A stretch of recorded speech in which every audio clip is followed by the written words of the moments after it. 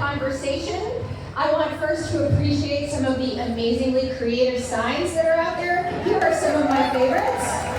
Don't make me repeat myself. History, I thought that was pretty good. Trump is the worst president since Trump. Good one. One that said no F and then a crown way. No F-ing way. Good one. Another one that said signal app, share your plan with everyone. Which I thought was very good. And my last one, which might need some people to ruminate on. Foxtrot, Delta, Taco. That was a really good one. So thank you again. And in all seriousness, guys, in 146 days, Donald Trump has undermined the very tenets of this, our democracy.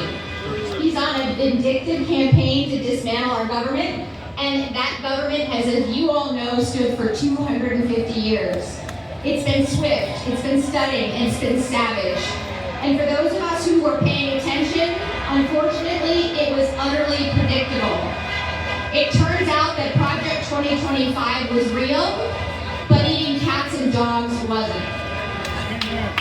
In 146 days, Donald Trump has destabilized our economy, has ripped apart Social Security, Medicaid, Medicare, is pretty much doing anything else he can do to get his hands on making sure, to be able to make sure that his vile tax cuts for billionaires get rammed through the Senate at the expense of we, the American people. That's right, less for you and more for them. In 146 days, Donald Trump has smashed years, decades, centuries of scientific progress.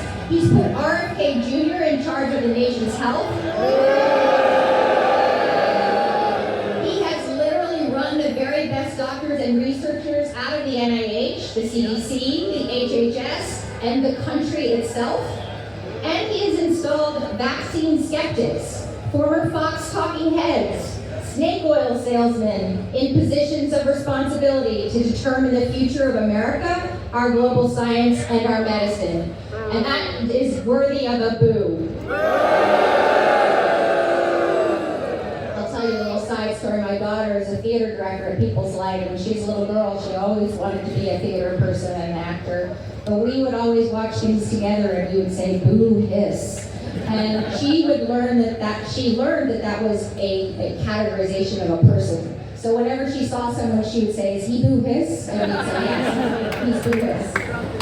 So in 146 days, Donald Trump has pissed off, insulted, threatened our allies, while aligning our nation with our enemies, paying dangerous regimes to imprison immigrants, while enriching himself and his family.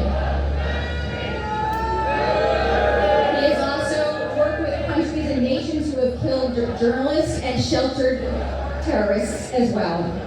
In 146 days, Donald Trump has eliminated every single guardrail that protects our own personal data and information, and he's turned it all over to a drug-addled tech bro. I'm talking about Mr. Musk. And his slavish minions, who will undoubtedly manipulate what they know about us to use it against us for their own benefit and for their own profit as well.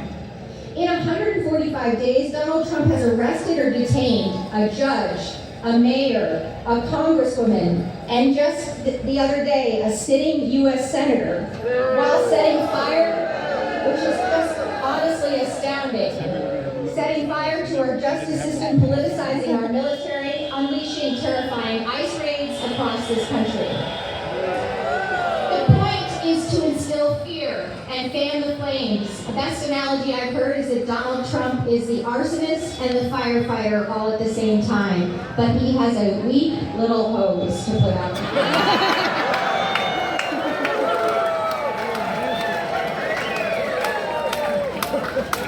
We have a president in office who does not respect the American people, who does not care or understand how to govern America or Americans, who's doing everything in his power, and a lot of things, frankly, outside of his power, to turn America into his kingdom and us into his subservient minions. But we are all here today to send him a message, and I'm going to say it, and you're going to say it back. No kings for America. No kings for America. No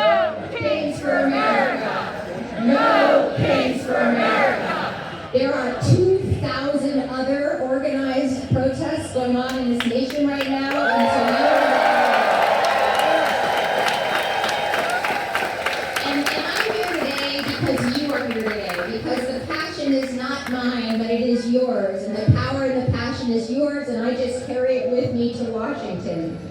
Democrats are not able to set the agenda right now. Mike Johnson and the Buddhist Republicans get to decide what we vote for in D.C. While they make us debate ridiculous legislation like renaming the Gulf of Mexico and making sure that gas power appliances are protected, they have abdicated their responsibility. They are complicit. They don't even want to conduct oversight of the executive branch, and they need to represent every person who sent them to Washington, D.C. The poor people. As terrible as Donald Trump is as a president, we did expect this. What I didn't expect, what you shouldn't expect, is the fawning fealty and outrageous cowardice of my Republican colleagues down in Washington, D.C.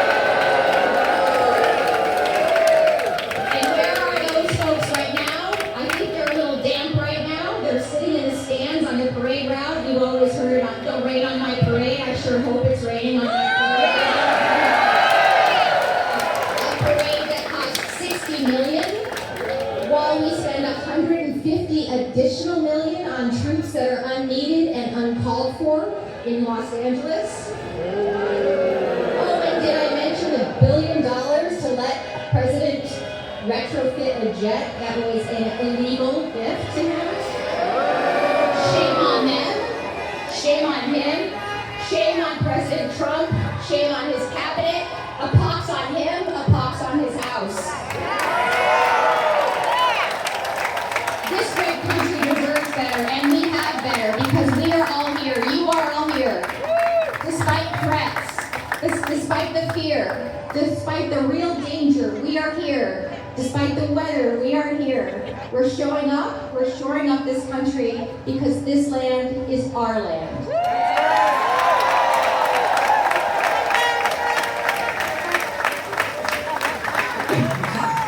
When one man with evil accomplices, weak legislators, and a complicit court decides to turn his back on we, the people are the only bulwark that's left. We the people are the hope and the fuel to guide us through this darkness, and we simply cannot give up. I'm really proud to be here today with you and every day with you. I'm really proud to stand with you in this fight to ensure that there will never, ever, ever be a king in America.